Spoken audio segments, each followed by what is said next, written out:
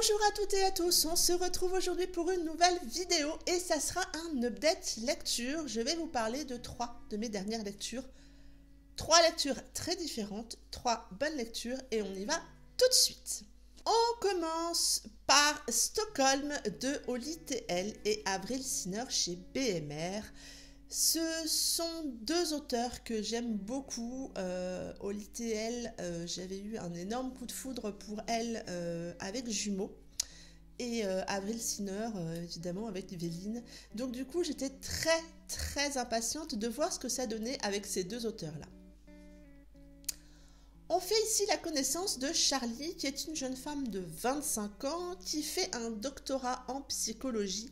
Elle étudie plus particulièrement autour du syndrome de Stockholm, les victimes du syndrome de Stockholm. Son maître de doctorat lui donne les coordonnées d'une jeune femme qui a été prise en otage il y a quelques mois par une bande de braqueurs très recherchés. Elle va donc prendre rendez-vous avec elle, mais celle-ci refuse littéralement de lui dire quoi que ce soit. Le groupe de bikers en question est mené par Johan qui a 30 ans et qui est un ancien militaire. Il est accompagné de Axel, de Tao et de Kadir, trois autres personnages tout aussi farfelus que Axel. Ils enchaînent les cambriolages et de temps en temps, ils prennent en otage une femme pour passer le temps. On va dire ça comme ça. Et je vais m'arrêter là pour le résumé. Je vais vous le dire tout de suite, Stockholm est mon premier coup de cœur de l'année 2019. J'ai adoré ma lecture. J'ai fait cette lecture en lecture commune avec Shelby, avec Ness et avec Wendy. Et j'ai adoré faire cette lecture toutes les quatre ensemble. C'est une histoire addictive. Une histoire hors du commun, remplie d'action, de sentiments, de suspense. On est embarqué dans l'histoire de Charlie, on a peur avec elle, on ne sait plus que penser comme elle. On est vraiment perdu comme elle, on se pose les mêmes interrogations qu'elle. Charlie est une jeune femme à qui on peut facilement s'identifier. J'ai beaucoup aimé son caractère.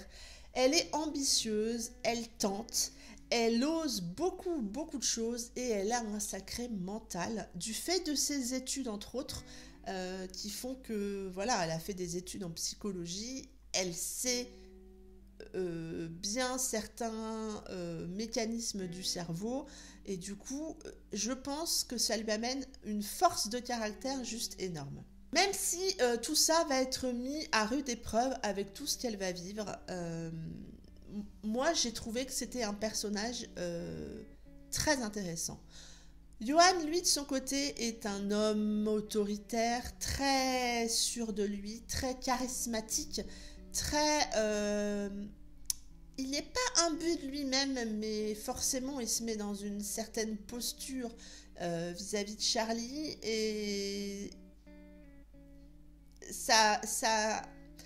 on ne le déteste pas, loin de là, mais voilà, au début, il est un petit peu particulier. On ne s'ennuie jamais, mais alors jamais. L'histoire est très bien menée, on est embarqué dans cette histoire pleine de suspense. On vit, comme je vous le disais, les interrogations de Charlie, on se pose des questions, on est dans le flou, par moment et du coup ça rend l'histoire très addictive. On avance, on a envie de savoir, on se laisse embarquer, on se laisse atteindre, on se laisse complètement envoûter, je dirais, et ouais, c'est bien fait. J'ai aussi ressenti de la peur, j'ai aussi ressenti de la colère, parfois même un peu d'anxiété avec, vous savez, cette trouille au bide et je me dis mais qu'est-ce qui va se passer? Bref, on est vraiment envahi par une multitude d'émotions, toutes plus fortes les unes que les autres. Et la plume des deux auteurs, avec moi, ça le fait encore une fois dans ce roman. C'est fluide, c'est rythmé, c'est facile à lire, ça vous emmène. On a de l'action, on a de l'émotion. On a aussi beaucoup de répondants dans les échanges, bien corsés, hein. et on a de l'humour. Bref, pour moi, ça le fait. On a une alternance de points de vue entre Charlie et Johan, principalement. À un moment, on a le point de vue d'autres personnages, mais principalement, on a les points de vue de Charlie et Johan. Et c'est bien rythmé, c'est fluide, ça s'enchaîne. Il est quand même gros, c'est un pavé de plus de 600 pages en e-book. Ça le fait. Franchement, j'ai pas vu le temps passer. Moi, ça a vraiment été un roman époustouflant de A à Z. On a de l'émotion, de l'intrigue, de l'action. On en apprend beaucoup plus sur le syndrome de Stockholm. Moi, en tout cas, ça m'a beaucoup plu. Je lui ai mis la note de 19/20. C'est vraiment une lecture que je ne peux que vous conseiller. Vous allez vous faire, vous aussi, embarquer dans cette histoire. C'est obligé. Du coup, foncez. Je vous la conseille vivement. On passe ensuite à toute autre chose, puisque j'ai eu la chance de le lire en avant-première, puisque ce roman sort demain, et je remercie la maison d'édition pour l'envoi du service presse, ainsi que l'auteur. Je vais vous parler de Sexy Scandal de Anakis Anderson. Vous savez à quel point j'aime cet auteur avec la sortie d'Indompté, et du coup j'attendais cette nouvelle sortie avec beaucoup d'impatience, parce qu'elle m'en avait parlé un petit peu et que ça m'avait donné très envie. On fait ici la connaissance de Quinn, qui est un brillant homme d'affaires qui s'est exilé à New York. Je dirais que tout va assez bien pour lui, ses affaires se portent bien, c'est un homme qui plaît aux femmes, même s'il a vécu une histoire qui s'est assez mal finie, ça va pas si mal que ça pour lui. Lors d'une réunion où il ouvre son courrier, pendant que son assistante présente l'agenda de la réunion, il va ouvrir son courrier, comme je vous le disais, et il va découvrir un faire-part de mariage, et pas n'importe lequel. C'est le faire-part de mariage de son grand-père, avec une jeune femme de 70 ans, sa cadette. Autant vous dire que Quinn décide de rentrer d'urgence en Écosse afin de protéger l'héritage familial et de dissuader son grand-père de se marier avec cette jeune femme. Il va donc arriver en Écosse et va faire la connaissance de Dawn, la future mariée. Mais Dawn n'est pas une mariée comme les autres, je dirais. Elle n'a rien, mais alors rien de la croqueuse de diamants que Quinn s'était imaginé. Et surtout, elle va lui tenir tête, et sacrément lui tenir tête. Et du coup, entre eux commence un jeu du chat et de la souris, une guerre où je devrais dire les coups sont permis, tous les coups sont permis, et où la tentation n'a jamais été aussi grande. Et je m'arrête là pour le résumer. C'est une très belle romance remplie d'humour, bourrée d'humour, enfin voilà. J'ai aimé retrouver la plume de Anna dans cette histoire, dans un autre style que Indompté, mais toujours avec cette plume fluide, cette plume addictive, cette plume remplie d'humour, avec des réflexions bien pensées, bien acérées, comme j'avais déjà aimé dans son premier roman, et j'ai retrouvé tout ça dans cette histoire. On a ici un personnage féminin, Dawn, qui a un caractère trempé comme je les aime. Dawn, elle est d'une humanité sans faille. C'est quelque chose de vraiment fort. Et elle a également beaucoup de réparties. Elle ne se laisse pas faire. Et Quinn ou pas Quinn en face d'elle, elle y va. J'ai aimé malgré tout voir ses faiblesses, sans que cela, je devrais dire, sans que ça entache sa force de caractère. Et je trouvais ça bien mené de la part de l'auteur de nous montrer ses faiblesses tout en ayant un personnage super fort. Quinn, lui, est le personnage qu'on déteste au début. C'est obligé. C'est un personnage imbu de lui-même qui regarde de haut les gens, qui regarde de haut Dawn. Mais on se rend assez vite compte quand même que c'est une façade et qui cache de profondes blessures. Et à partir de là, il y a un petit passage à un moment où on se met à beaucoup moins le détester. Comme je vous le disais, l'histoire est amenée avec beaucoup d'humour, mais il y a aussi un message très très fort dans ce roman. Je vous dirai pas lequel pour pas vous spoiler, mais ce message m'a énormément touchée et a énormément résonné en moi. Je sais et je sens que l'auteur a eu envie de dire quelque chose, a eu envie de nous faire réagir face à ça, et ça l'a fait, vraiment. Et sous couvert d'une histoire un petit peu légère, entre guillemets, on a des problématiques lourdes qui sont abordées dans ce roman. On a la maladie, on a le deuil, on a le suicide. On a des vrais sujets qui sont abordés dans ce roman, qui sont abordés avec justesse, avec discrétion aussi, je dirais. Ça rentre pas dans le côté glauque, tout en douceur. Et voilà, moi ça m'a beaucoup plu parce que... oui, c'est une romance dite légère, mais il y a quand même des sujets assez lourds qui sont abordés. On a aussi de très jolis clins d'œil dans ce roman et j'ai beaucoup aimé ça. J'ai aimé particulièrement le clin d'œil pour Indompté. Vous verrez ça en lisant ce roman. Ça m'a plu, j'ai trouvé ça chouette. Bref, on a une belle romance remplie d'humour mais qui aborde des sujets vraiment sérieux. Je lui ai mis la note de 16/20. Je vous le rappelle, ce roman sort demain et n'hésitez pas à le lire, je pense que ça va vous embarquer. J'ai ensuite enchaîné avec une nouvelle lecture commune et mon Dieu, heureusement qu'on a fait cette lecture en commun parce que sinon ça aurait été compliqué. J'ai lu ce roman avec Julie, avec Ness, avec Candy Shy et avec Shelby. Et à nous 5... on s'est bien aidé et heureusement qu'on a lu tout ça à 5. Je vais vous parler de Devil in Me de Juliette Pierce chez Black Ink Éditions. Et pour une fois, je ne vais pas vous faire mon propre résumé, mais je vais vous lire le résumé officiel. Pour la simple et bonne raison que je ne veux pas vous en dire trop sur cette histoire, j'ai peur de vous spoiler, mais que je veux quand même vous mettre un petit peu le contexte de l'histoire.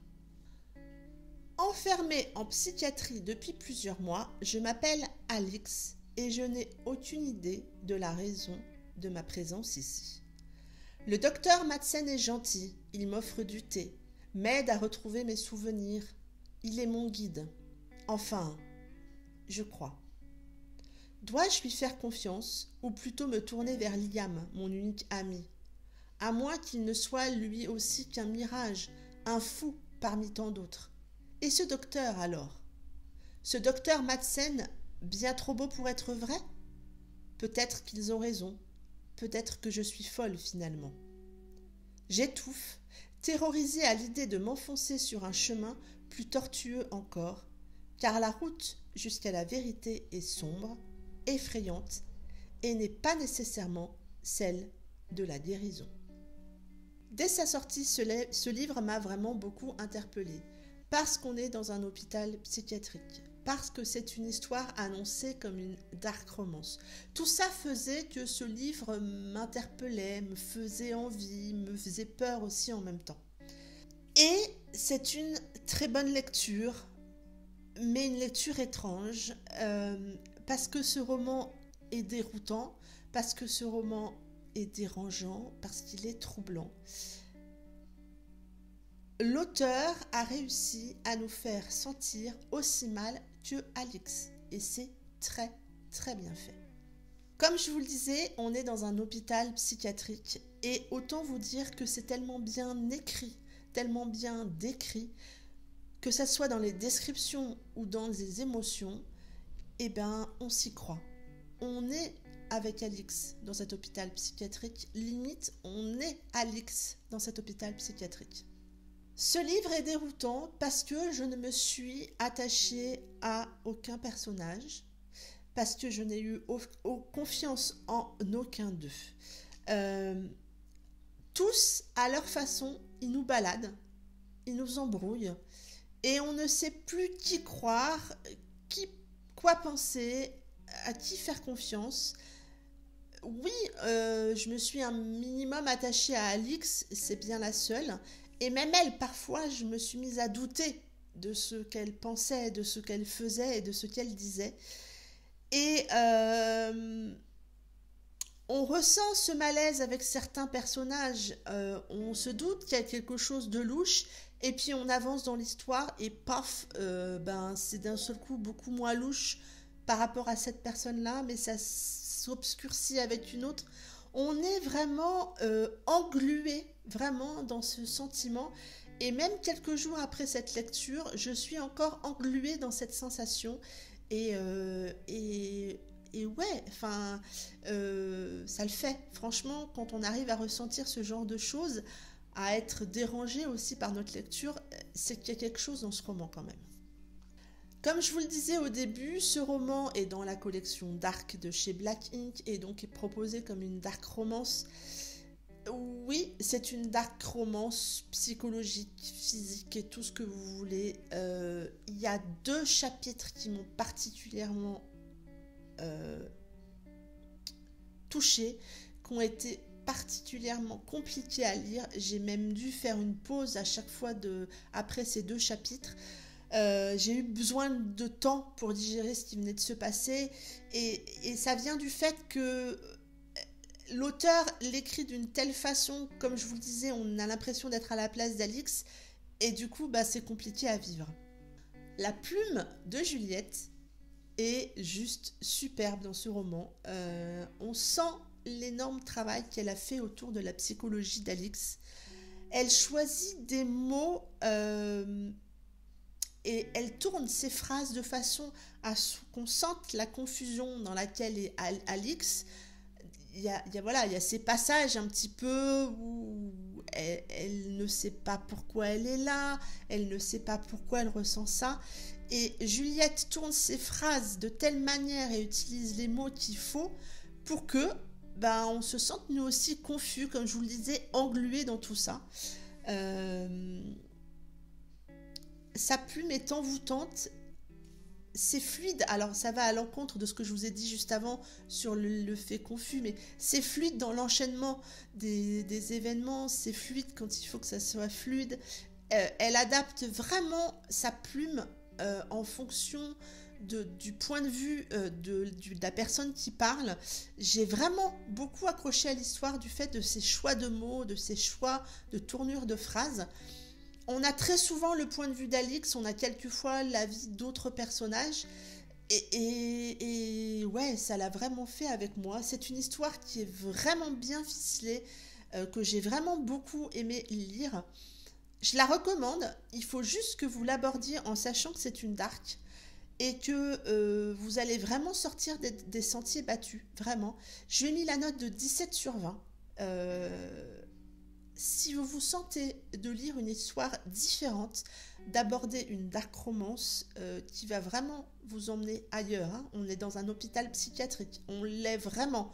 Limite, on aurait pu demander un lot de camisole pour les copines de la lecture commune, c'était bon. Allez-y, foncez pour cette histoire. Très souvent, j'ai beaucoup aimé ça, Juliette finit son chapitre en nous demandant « Et vous ? Qu'auriez-vous fait ?» Et ça le fait à chaque fois. Ça en est tout pour cette vidéo. Comme vous avez pu le voir, c'est 3 lectures différentes, 3 bonnes lectures. N'hésitez pas à me dire si vous avez lu ce roman et à venir en papoter avec moi. Ça sera avec plaisir que je vous répondrai en commentaire. En attendant, je vous souhaite de très belles lectures, une bonne semaine et je vous dis à bientôt pour une prochaine vidéo. Bye bye!